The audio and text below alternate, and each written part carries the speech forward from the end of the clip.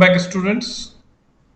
Session 2020-21 यानी 2020-21 के लिए यह है फिजिक्स का SQP sample question paper issued by CBSE, जो कि अवेलेबल हुआ है सीबीएसई की साइट पर 9 अक्टूबर 2020 को। तो बच्चों, इस पेपर के पैटर्न को हम डिस्कस कर लेते हैं, पेपर को डिस्कस कर लेते हैं।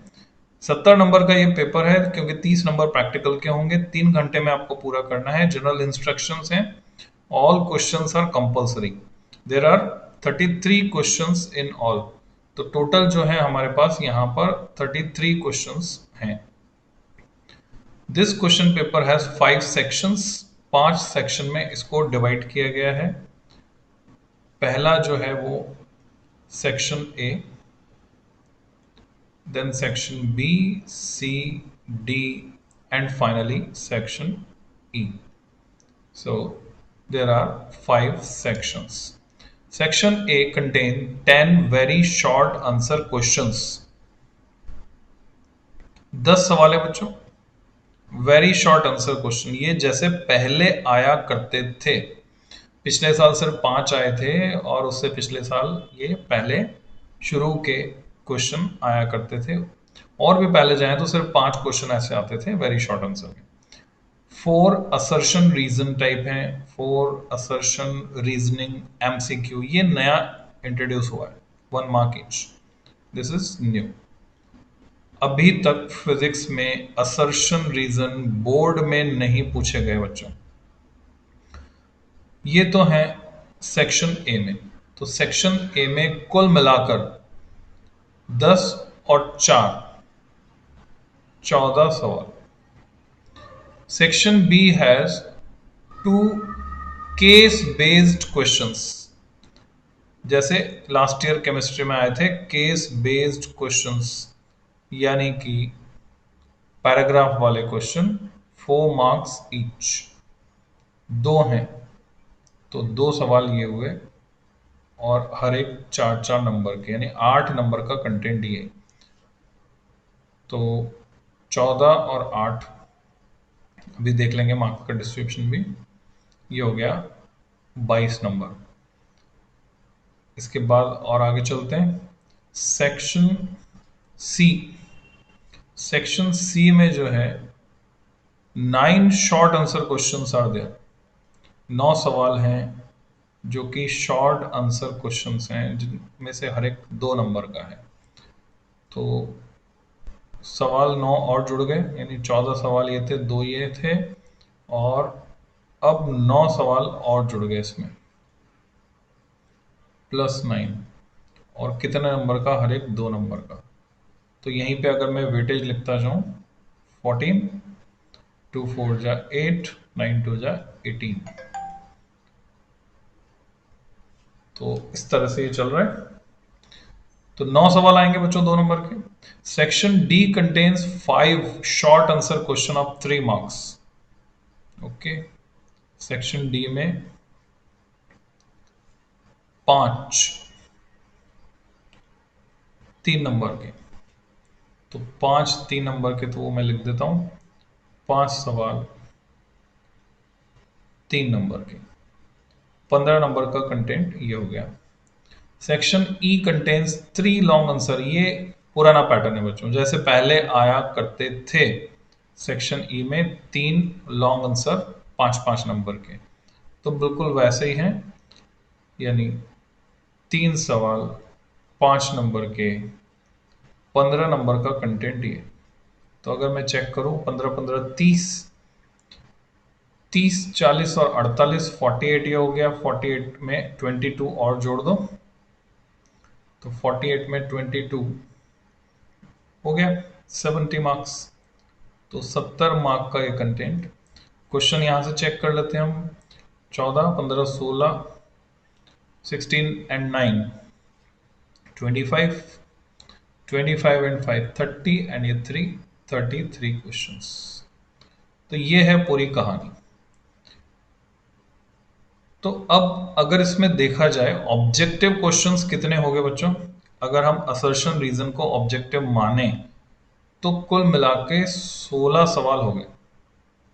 16 सवाल नहीं, 4 सवाल हर एक में है। Okay. Case based questions of 4 mark each. 2 case based question, मोटे मोटे 2 सवाल, पर 4 नंबर के हैं तो डेफिनेटली उसमें 4 पार्ट होंगे। ठीक है, तो 22 नंबर को हम ऑब्जेक्टिव मान सकते हैं। 22 marks instead of 20 this year.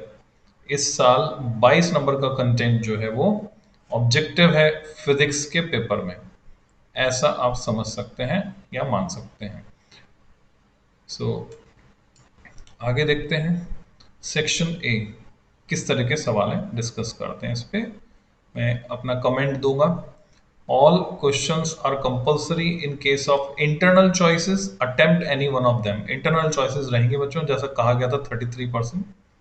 Name the physical quantity having unit joule per Tesla.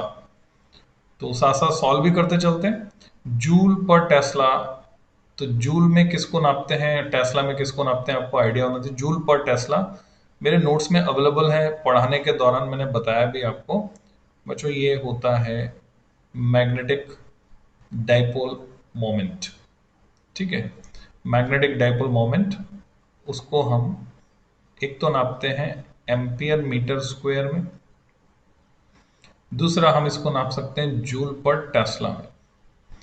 कैसे? सिंपल है। अगर आपको याद हो मैग्नेटिक डाइपोल मोमेंट, या आपने मेरे लेक्चर देखे हैं, तो हम इसको स्मॉल m से दिखाते हैं। जैसे इलेक्ट्रिक डाइपोल मोमेंट को दिखाते हैं स्मॉल p से, मैग्नेटिक डाइपोल मोमेंट को स्मॉल i से, और ये होता है IA। अगर I करंट फ्लो करा रहे हैं किसी कॉइल में जिसका area of cross section capital A है, तो IA एम्पियर मीटर स्क्वायर। और साथ ही साथ इलेक्ट्रोस्टैटिक्स से लिंक करके एक फॉर्मूला मैं यहाँ पे लिख सकता हूँ। जैसे आप जानते हैं कि इलेक्ट्रिक डाइपोल को अगर यूनिफॉर्म इलेक्ट्रिक फील्ड ई में रखा जाए तो उसकी जो पोटेंशियल एनर्जी होती है, जिसको मैं यू से दिखा रहा हूँ, वो होती है माइनस पी, जो कि इलेक्ट्रिक डाइपोल मोमेंट है, vector dot E. Similarly symmetry लगाकर अगर मैं किसी मैग्नेटिक डाइपोल को यूनिफॉर्म मैग्नेटिक फील्ड में रखता हूं तो उसकी पोटेंशियल एनर्जी होती है बच्चों माइनस एम, एम जो है magnetic dipole moment, dot B. तो यहां से अगर मैं यूनिट निकालता हूं एम के लिए, तो एम के लिए यूनिट निकल के आती है, एनर्जी को नापेंगे जूल में और मैग्नेटिक फील्ड को नापेंगे टेस्ला में, तो यूनिट बनेगी जूल पर टेस्ला। तो आपके समझ में आ गई होगी। फिर भी मैं आपको सॉल्यूशन दिखा देता हूं बच्चों। Here is the marking scheme. Value points, magnetic dipole moment लिखने पर आपको मिलने वाला 1 नंबर। नेक्स्ट क्वेश्चन, इसमें चॉइस है जैसे कि आप देख पा रहे हैं, यानी इन दो में से आपको कोई सा एक करना है। So first part is mention one use of part of electromagnetic spectrum to which a wavelength of 21 centimeter emitted by hydrogen in interstellar space belongs। मैं समझता हूँ एनसीईआरटी में आपको सवाल मिल जाएगा। तो कोई सा एक यूज बताना है इलेक्ट्रोमैग्नेटिक स्पेक्ट्रम के उस पार्ट का जिसमें वेवलेंथ 21 सेंटीमीटर बिलोंग करती है। सो तो अब ये जो 21 सेंटीमीटर है, आपको या तो रटा हुआ हो, आइडिया हो, वेवलेंथ या फ्रीक्वेंसी पता हो, तो आप इसको जज कर पाएंगे कि ये है क्या। और हाइड्रोजन एमिट कर रहा है, डजंट मैटर, उससे कोई फर्क नहीं पड़ रहा। हाइड्रोजन एमिट कर रहा है, हाइड्रोजन स्पेक्ट्रम में हमको विजिबल भी मिलती हैं, इंफ्रारेड भी मिलती हैं, माइक्रोवेव्स भी मिल सकती हैं। तो कैसे पता करें? The question is how to find. तो इसको पता करने के लिए हम क्या करते हैं, मैं इसको SI में बदलता हूं, तो बन गया 0.21 मीटर। ठीक है, SI में बदला मैंने तो ये बनता है 0.21 मीटर। अब 0.21 मीटर ये कौन सी वेवलेंथ है, इसकी मैं फ्रीक्वेंसी बना लेता हूं। ठीक है, या मेरे को आइडिया हो, जैसे कि विजिबल रेंज कहाँ से कहाँ तक है? 400 से 700 नैनोमीटर। ठीक है, 700 नैनोमीटर कितना होता है? 700 नैनोमीटर होता है 700 इंटू 10⁻⁹ मीटर। तो ये वेवलेंथ डेफिनेटली इससे ज्यादा है। इसका मतलब मैं सीधे सीधे कह सकता हूं कि विजिबल नहीं है। विजिबल के ऊपर वाली अल्ट्रा वायलेट और एक्सरे भी नहीं है, नॉट पॉसिबल।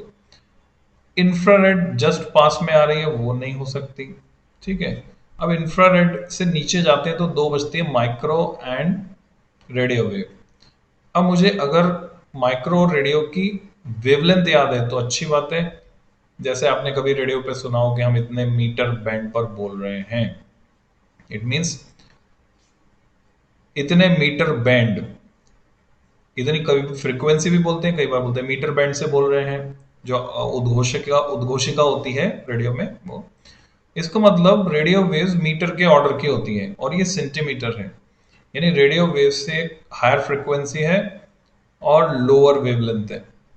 तो डेफिनेटली ये माइक्रोवेव है। अब मुझे वेरीफाई करना है, तो मैं कैसे वेरीफाई करूं? मेरे को आइडिया लग गया माइक्रोवेव है, अगर मैंने सुना हुआ था।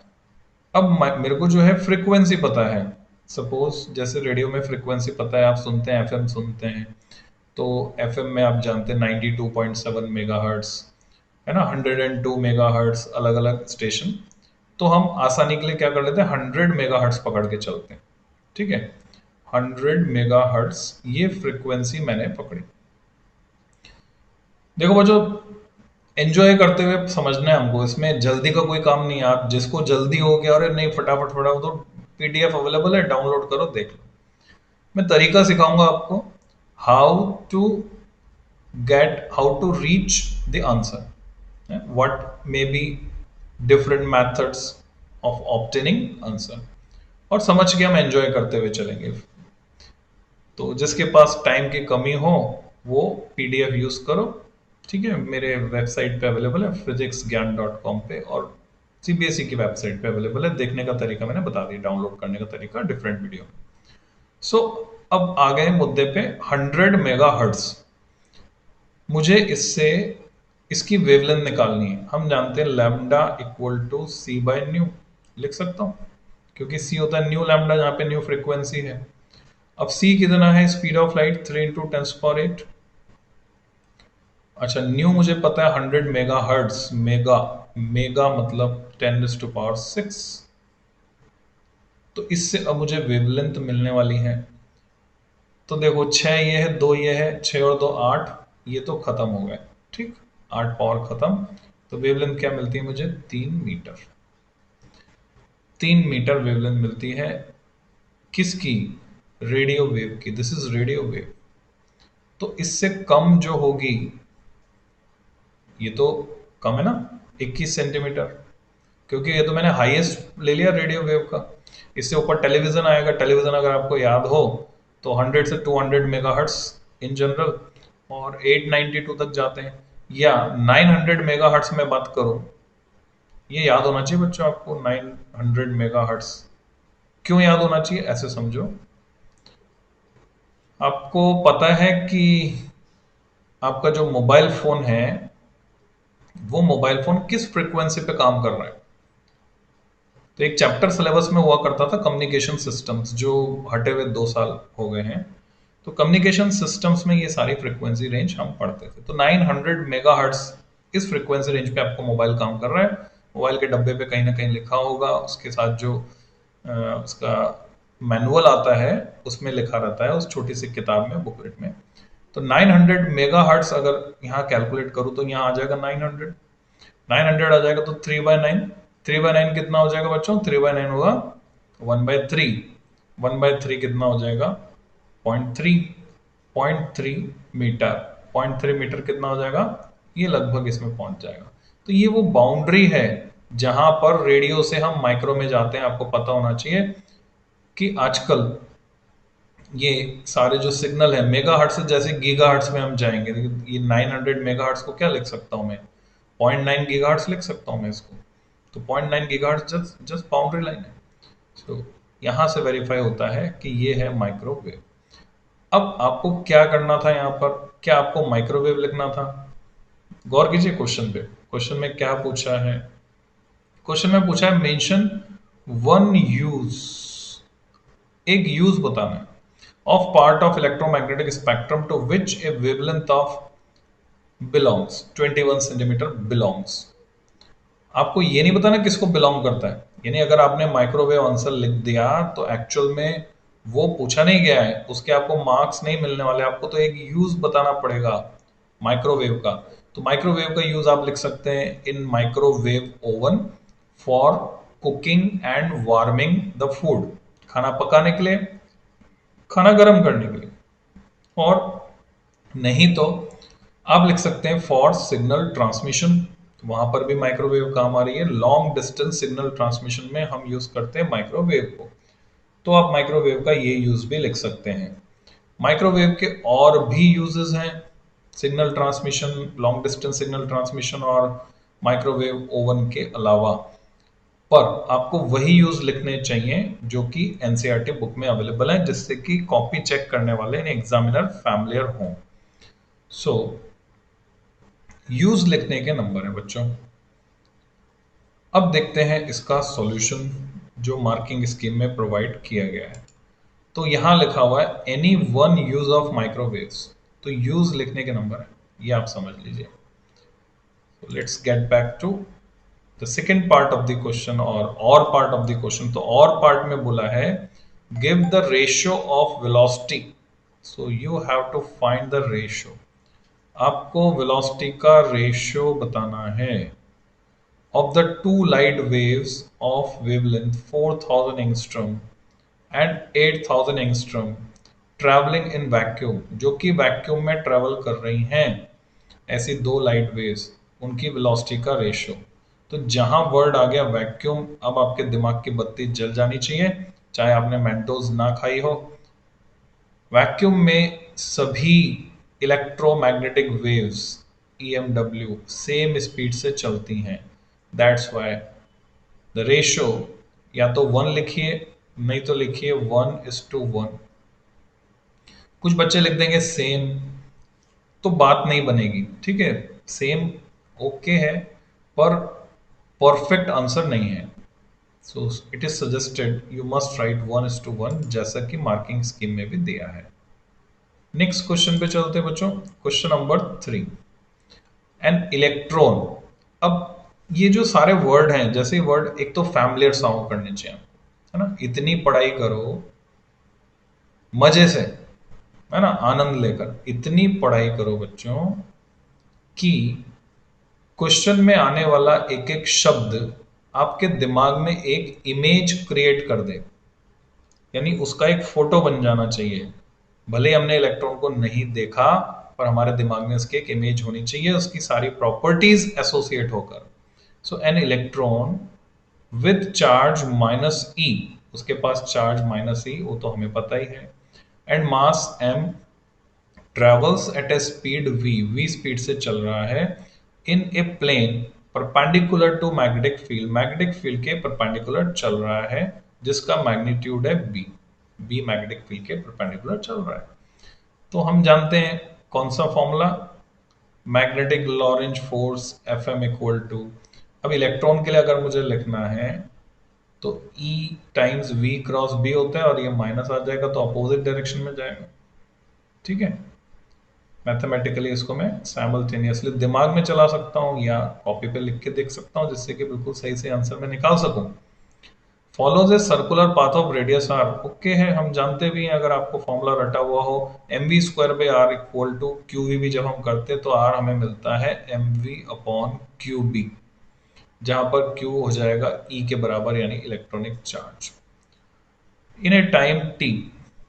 ओके, टाइम स्मॉल t से दिखा दिया है, हालांकि वो टाइम जो होता है वो होता है टाइम पीरियड 2πm/QB, वो भी अगर आपको याद हो क्यू की जगह ई आ जाएगा, ई बी, और वो दिया हुआ है आपको स्मॉल टी। ऐसे लिख रहा हूं मैं बस, मतलब हमें ये नहीं कि खाली क्वेश्चन सॉल्व करना है, हमें क्वेश्चन से रिलेटेड सारे फैक्टर समझ के चलना है, रीजन बिहाइंड। ये एग्जैक्ट क्वेश्चन नहीं मिलने वाले आपको एग्जाम में। एग्जाम में इस पूरे पेपर में से डिफरेंट डिफरेंट सेट्स जो आपको मिलेंगे अलग अलग रीजन में, समझ लेना बात को ध्यान से। वो जो डिफरेंट डिफरेंट सेट्स मिलेंगे उसमें सिर्फ 2 क्वेश्चन ऐसे मिलेंगे जो कि एग्जैक्ट मैच करेंगे अलग अलग सेट्स में। बाकी जितने भी क्वेश्चंस होंगे वो आसपास से बनाए हुए होंगे। तो ये सारे कंसेप्ट हमको डिस्कस करते हुए चलना है। क्वेश्चन किसी भी तरीके से फ्रेम हो सकता है। The electron follows a circular path of radius r in a time t. The electron travels halfway around the circle. What is the, अब देखिए यहां चक्कर पड़ गया, यहां फुल स्टॉप है तो फुल स्टॉप को समझकर यहां से नया sentence, in A time T the electron travels half way around the circle, means capital T is twice of small T. This is not T, this is 2 times T. आधा चक्कर लगाने में लगा समय है। What is the amount of work done by the magnetic field. कुल मिला के आपको सारे डेटा दे दिए हैं इसमें। अगर आपका कंसेप्ट क्लियर है तो आप जैसे ये पढ़ेंगे आपको इसका आंसर पता है। Work done by magnetic field is 0 because force is perpendicular to displacement, और जहां भी फोर्स डिस्प्लेसमेंट के परपेंडिकुलर होता है वहां वर्क नहीं होता। मैग्नेटिक फील्ड काइनेटिक एनर्जी में चेंज नहीं प्रोड्यूस कर पाता है वर्क एनर्जी थ्योरम से, अगर हम समझे।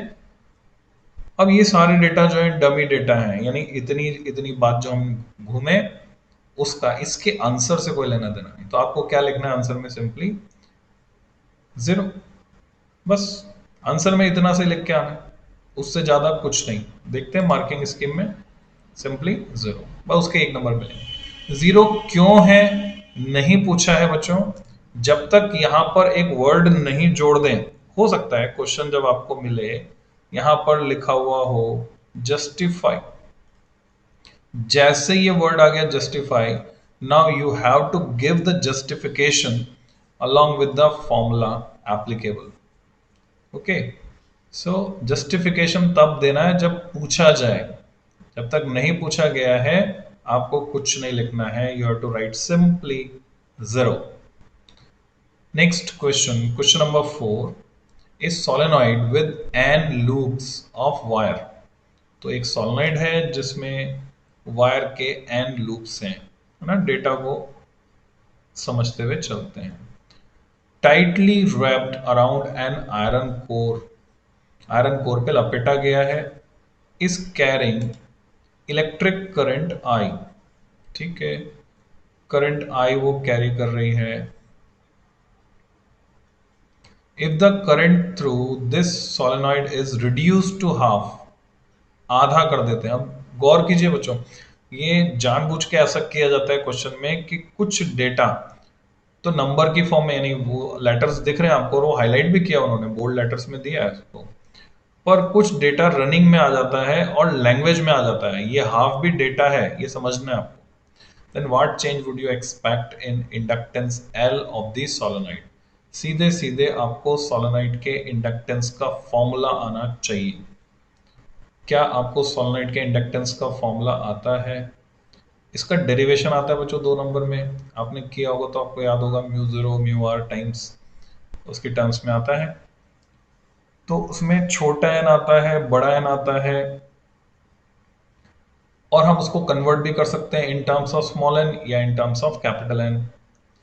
तो कैपिटल एल का वो फॉर्मूला आपको अगर आता है तो आप यहां पर बता सकते हैं कि करंट को अगर हाफ कर दिया जाए तो क्या सोलेनॉइड का इंडक्टेंस चेंज हो जाएगा। अगर आपको फॉर्मूला नहीं पता है तो भी आप थोड़ा सा दिमाग लगाइए। एक बल्ब आपको दिया हुआ है, बल्ब में फिलामेंट लगा हुआ है, बल्ब के फिलामेंट का सर्टेन रेजिस्टेंस है ना। ध्यान से समझना बच्चों, ये बहुत अच्छा क्वेश्चन है। बल्ब के फिलामेंट का सर्टेन रेजिस्टेंस है। अब बल्ब में फ्लो होने वाली करंट को मैं आधा कर दूं तो क्या उस फिलामेंट का रेजिस्टेंस चेंज हो जाएगा? गौर कीजिए, रेजिस्टेंस का फॉर्मूला क्या था? रेजिस्टेंस का फॉर्मूला था ρl बाई ए। रेजिस्टेंस एक बार बन चुका तो अब ये चेंज होने वाला नहीं है। इसी तरह से मैं आपसे पूछूं कि कैपेसिटर है और उस कैपेसिटर में हम अगर चार्ज को डबल कर दें तो क्या कैपेसिटी चेंज हो जाएगी चार्ज को डबल करने से? तो बच्चों, कैपेसिटी जो है वो ज्योमेट्रिकल फैक्टर्स और मीडियम यानी एप्सिलॉन 0 ए बाई डी, कुल मिला के तीन एलिमेंट्स ये तो पढ़ने हैं आपको। कौन कौन से? आर, सी और तीसरा इसमें आ गया एल। आर, सी और एल। तो आर, सी और एल तीनों में सिमेट्री है। क्या सिमेट्री है? एक तो हो गई मीडियम की प्रॉपर्टी जिससे बना है रेजिस्टेंस जो भरा है कैपेसिटर के बीच में। बाकी हो गई ज्योमेट्रिकल ज्योमेट्रिकल फैक्टर्स हो गए, length and area of cross section, यहां पर हो गया overlapping area and distance between plates. इसी तरह से यहां पर भी है। तो सीधा सीधा कहने का मतलब ये है कि बच्चों, ये तो आपको घुमाने के लिए पूछा है। ऐसे क्वेश्चन सीबीएसई वाले पूछते हैं। So there will be no change because inductance L, एक बार कॉइल बन गई तो बन गई। अब उसमें करंट आप ज्यादा फ्लो कराओ या कम फ्लो कराओ, उस कॉइल का इंडक्टेंस चेंज होने वाला नहीं है जब तक कि उसकी ज्योमेट्री या मीडियम उसको चेंज ना किया जाए। So there will be no change at all. Let's see the answer. Question number 4 remains same. Okay, you can also write no change. यहां पर आंसर है remains same. अच्छा, अगले पर चलते हैं।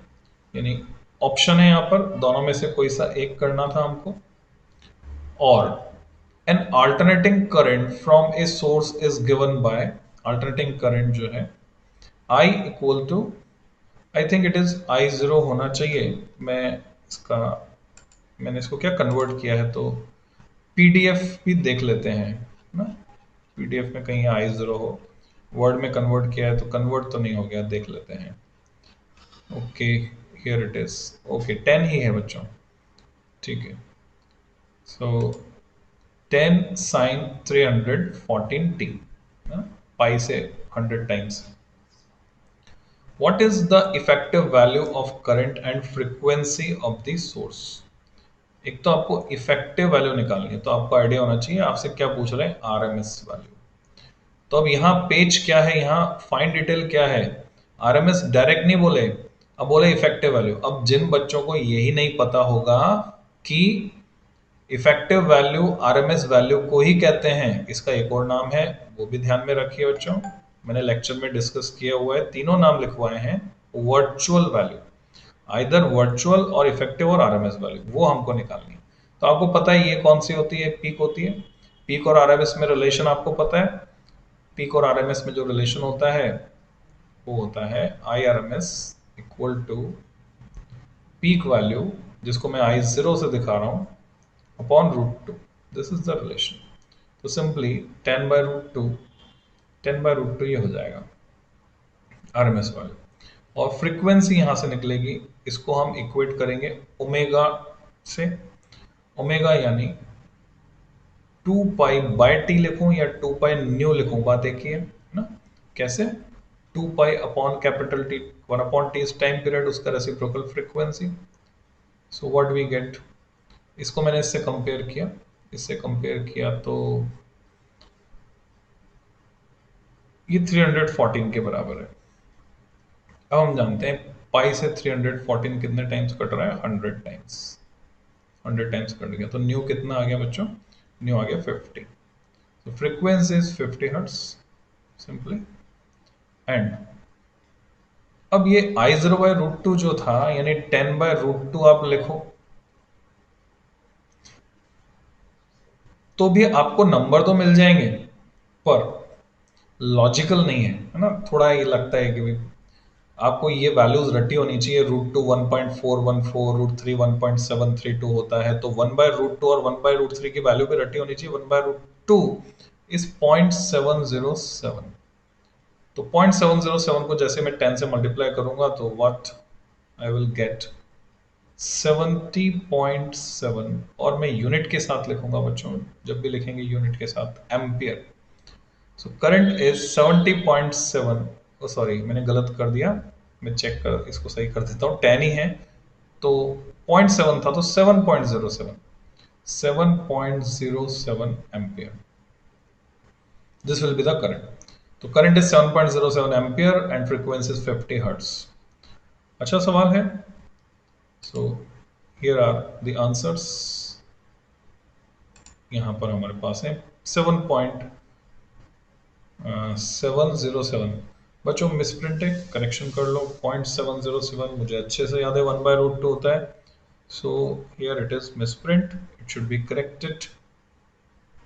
तो सही जवाब क्या होगा जो मैंने लिखा था अभी? It must be 7.07 ampere.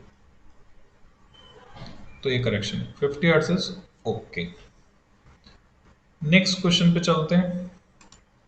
Question number 5, what is the value of angular momentum of electron in the second orbit? Second, ये डेटा है ना, second n equal to 2 of Bohr's model of hydrogen atom. अब जिसने physics नहीं पढ़ी है वो भी जवाब दे सकता है। आप देखो कितना आसान होता है पेपर और हम उसको कितना मुश्किल बना लेते हैं।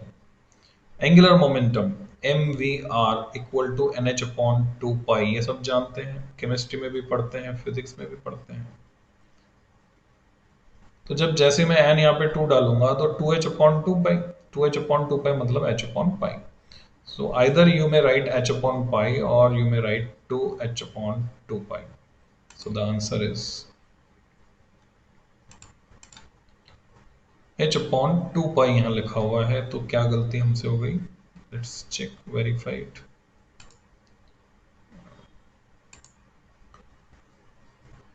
What is value of angular momentum of electron in the second orbit of Bohr's model of hydrogen atom? This is angular momentum, no problem is there. nh/2 पाई ये सभी जानते हैं, तो n की वैल्यू सेकेंड ऑर्बिट में मैं 2 रखूंगा तो 2h/2 पाई, तो मुझे मिलेगा h/पाई। सो आई थिंक मैं कोई गलती नहीं कर रहा हूं।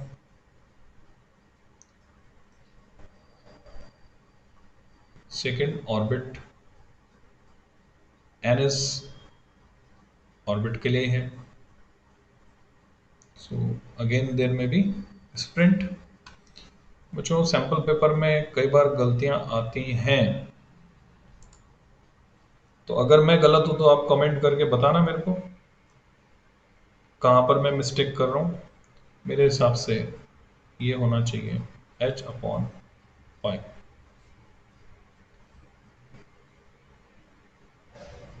4 पाई थोड़ी होता है, 4 पाई होता है क्या? nh/2 पाई, nh/4 पाई होता है। Okay okay, nh/4 pi, mvr equal to nh/4 pi. Let's check.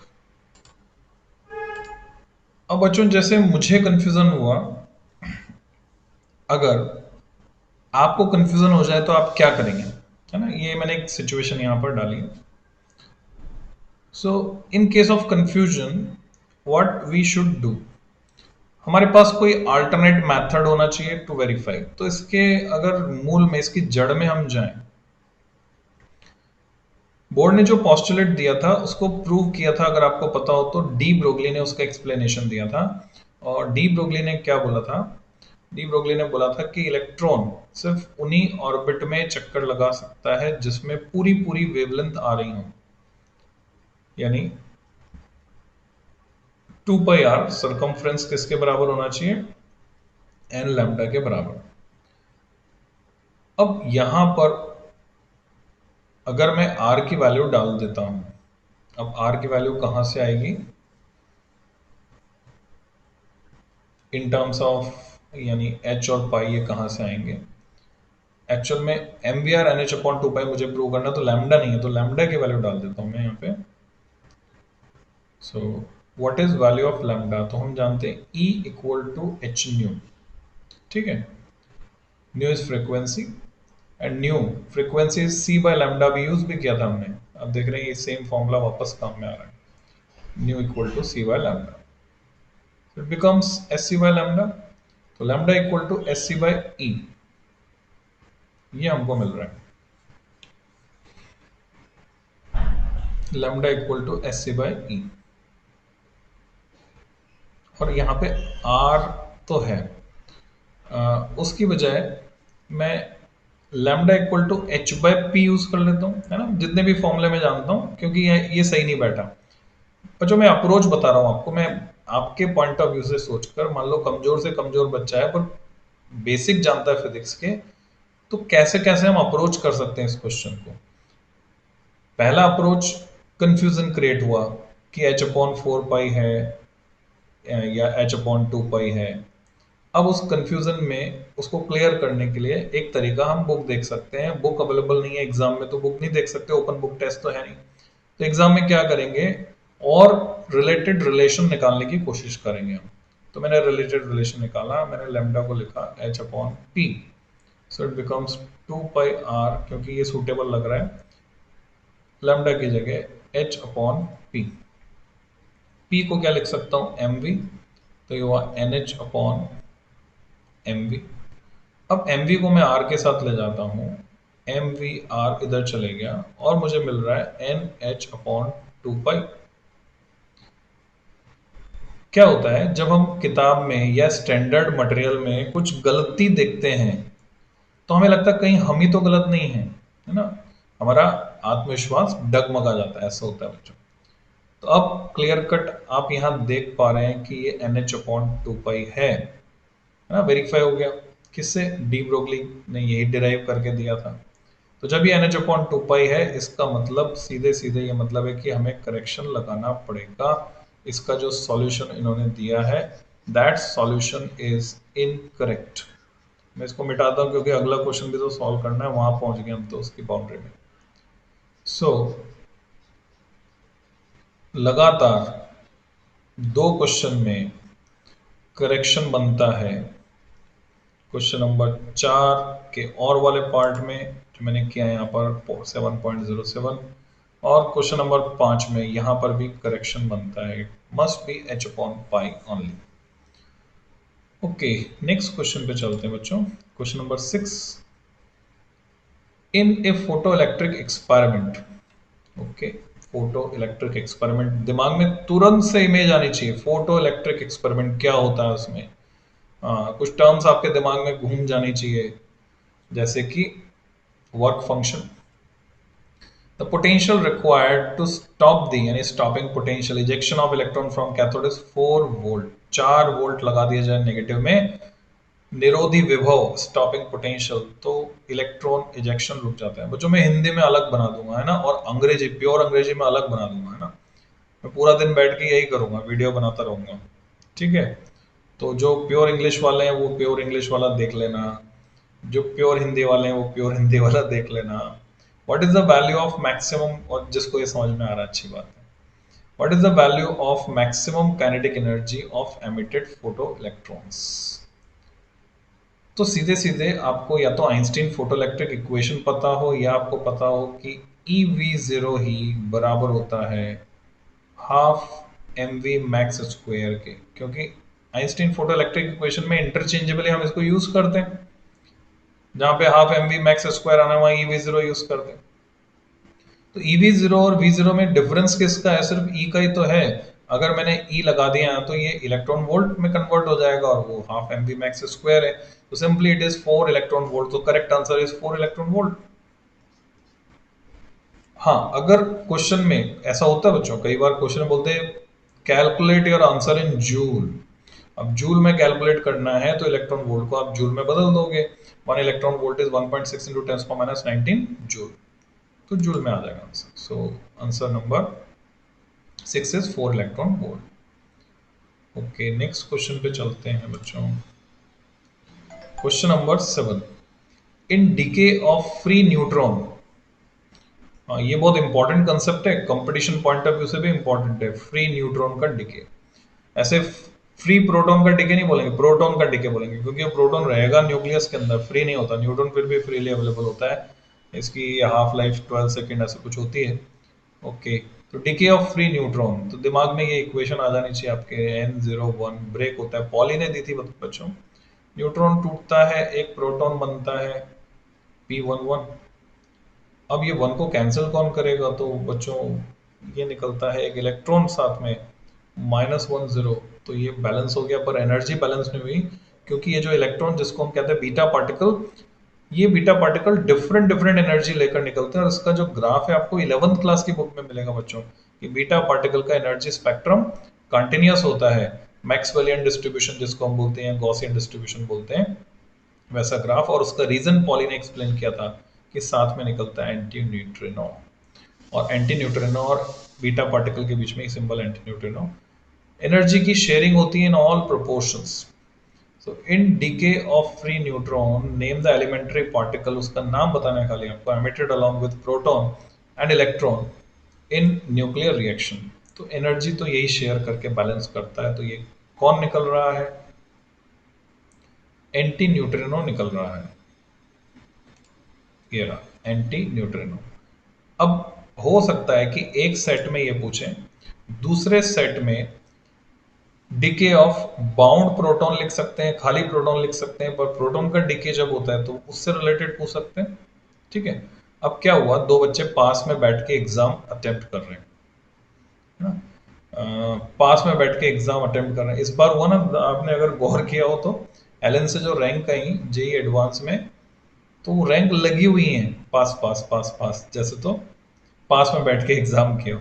तो पास में बैठ के एग्जाम कर रहे हैं। अगर किसी बच्चे ने चीटिंग की कोशिश की, पास में बैठा हुआ है, सेट अलग है उसका, तो एक लिखेगा एंटी न्यूट्रिनो, दूसरे ने भी एंटी न्यूट्रिनो लिख दिया, तो उसका जवाब ही गलत हो जाएगा। रीजन बिहाइंड ये देखिए, प्रोटॉन अगर ब्रेक होता है, जो कि नेचर सपोर्ट नहीं करती है, तो न्यूट्रॉन बनता है, प्रोटॉन यानी कम मास में से ज्यादा मास निकलता है, और वो पॉसिबल है सिर्फ न्यूक्लियस के अंदर अंदर। तो अब ये न्यूट्रॉन आ गया साथ में, अब बैलेंस करना है, तो यहाँ क्या निकलेगा बच्चों, पॉजिट्रॉन, यानी बीटा प्लस उसको कहते हैं पॉजिट्रॉन, इलेक्ट्रॉन का एंटी पार्टिकल। और यहाँ निकलता है न्यूट्रिनो। तो आंसर बदल जाएगा, जिस सेट में प्रोटॉन का डिके होगा वहां न्यूट्रिनो आएगा, और जहां न्यूट्रॉन का डिके होगा वहां एंटी न्यूट्रिनो आएगा। ओके, और वाले पार्ट पे चलते हैं, है ना। यहाँ पे फिर से आपको चॉइस मिल गई, देखो मजा ही आ गया। और ही दिख रहे हैं हमको, तो कितनों में और आ गया, ये देखिए कितना आसान बना दिया है। पहला क्वेश्चन में और नहीं था, दूसरे में और आ गया, चौथे में और आ गया, पांचवें में नहीं था, छठे में नहीं था, सातवें में और आ गया, तीसरे सवाल में और आ गया, फिर आठवें में फिर और आ गया, चौथे में, यानी 4 सवालों में और आ गया बच्चों। मजा आ गया। 10 में से 4 सवाल में और, 10 तक, हाँ, 10 में से 4 सवाल में और, ये डेटा भी लिख देता हूं मैं यहाँ पे, है ना। जो सेक्शन ए के 10 सवाल हैं, 10 क्वेश्चंस, इनमें से 4 सवालों में आपको मिलेगा और। वाओ, मजा आ गया, ताली बजाओ, हैं, एक बार स्माइल दे दो, मुस्कुरा दो, हैं, देखो हॉर्न बजा दिया बाहर से किसी ने, तो ऐसा होता है। Okay, in the following nuclear reaction identify unknown labelled x. Okay, तो ये एक्स क्या है, इसको हमें पता लगाना, आइडेंटिफाई करना। तो सोडियम जो है 1122, कितना निकले कि नियॉन बन जाए, और ये न्यूट्रिनो। ओके, तो यहां तो कुछ है नहीं, तो कितना बचा, बैलेंस कर लेते हैं इक्वेशन। तो यहाँ एक माइनस का बचेगा, ठीक है, ये माइनस होगा जब 10 होएगा, और वो 22 है ही सही, तो -10, तो ये पहचान लो, ये रहा। तो एक्स क्या है, इलेक्ट्रॉन है, it is beta minus, this is electron. Next है question number 8, how does the width of a depletion region of a PN junction vary if doping concentration is increased? Depletion region के width का क्या होता है? PN junction से related question पूछा है, कैसे बदलेगी अगर डोपिंग कंसंट्रेशन बढ़ा देंगे? डोपिंग कंसंट्रेशन बढ़ा देने से क्या होता है बच्चों? दोनों साइड से प्रेशर पड़ता है। अगर आपने मेरे लेक्चर अटेंड किए हो तो मैंने इसको एक्सप्लेन किया बहुत अच्छे से, दूसरा एग्जांपल देकर उसको पॉपुलेशन डेंसिटी से लिंक करके। तो डोपिंग कंसंट्रेशन बढ़ाने दोनों साइड से प्रेशर पड़ता है तो डिप्लीशन रीजन की विड्थ कम हो जाती है, सो इट विल डिक्रीज। तो आपको सिंपली लिखना है इट विल डिक्रीज, ये डिक्रीजेस, ओके, डिक्रीजेस। नेक्स्ट है इन हाफ वेव रेक्टिफिकेशन, आधी वेव को रेक्टिफाई कर रहे हैं, हाफ वेव रेक्टिफायर काम कर रहा है। What is the output frequency if input frequency is 25 hertz? तो अगर आपके ब्रेन में ये इमेज लोडेड है कि इस वेव फॉर्म को अगर इनपुट में देते हैं तो हाफ वेव रेक्टिफायर, मैंने 1.5 साइकिल बनाया, मैं 2 साइकिल बना देता हूं बच्चों, ये 2 साइकिल हो। तो हाफ वेव रेक्टिफायर आउटपुट किस तरह का देता है? एक साइकिल में से आधा हिस्सा, अगली साइकिल में से फिर आधा हिस्सा, इस तरह से आउटपुट देता है। सो हम देख रहे हैं एक साइकिल के कोरस्पॉन्डिंग एक पल्स यानी सेम रहेगी फ्रीक्वेंसी में, no change, it will remain 25 hertz, same frequency. Here is the solution, 25 hertz. Let's get back. Question number 9. When a voltage drop across a PN junction diode is increased from 0.7 volt to 0.71 volt. अब आपको पता होना चाहिए किसी PN junction diode के लिए जो barrier potential होता है वो कितना होता है अगर वो सिलिकॉन से बना है। The change in diode current is 10 milliampere, current में इतना चेंज हो रहा है। What is the dynamic resistance of the diode? Static resistance, dynamic resistance, दोनों में क्या डिफरेंस होता है? जो चेंज होता है वो डायनामिक है, जो चेंज नहीं होता है वो स्टैटिक है। तो वोल्टेज इतना चेंज करने पर करंट में इतना चेंज, तो resistance, dynamic resistance are equal to simply delta V upon delta I से हम निकाल देंगे। सो डेल्टा वी इज 0.71 से 0.70, डिफरेंस लेंगे सीधे तो 0.01 आ गया। और करंट है 10 मिली एम्पियर, तो 10 मिली एम्पियर अगर देखोगे तो 10 इंटू 10 की पावर -3, ये भी क्या है 0.01 है, तो रेजिस्टेंस सीधे सीधे 1 ओम।